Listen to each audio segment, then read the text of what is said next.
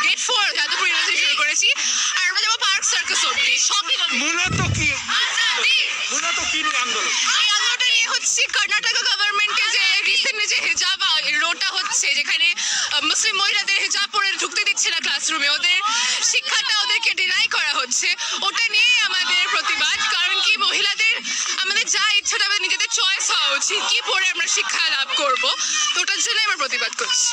একদমই সেই জায়গায় দাঁড়িয়ে তাদের যে মিছিল, সেই মিছিল কিন্তু চলছে এবং যাদবপুর ইউনিভার্সিটি 4 নম্বর গেট থেকে এই মুহূর্তে মিছিল পার্ক সার্কাসের উদ্দেশ্যে যাচ্ছে এবং সেখান থেকেই স্লোগান তোলা হচ্ছে, আজাদি স্লোগানও তোলা হচ্ছে এবং এই মিছিল কিন্তু আরও দীর্ঘ হবে এমনটাই কিন্তু বলছে তাদের যারা নেতৃত্ব রয়েছে তাদের তরফে। মূলত যাদবপুর ইউনিভার্সিটির যারা ছাত্রী রয়েছে তারাই এই মিছিল করছে এমনটাই কিন্তু বলা হচ্ছে। সেই ছবি স্পষ্ট হচ্ছে। আপাতত ধন্যবাদ জানাবো ইন্দ্রনীল।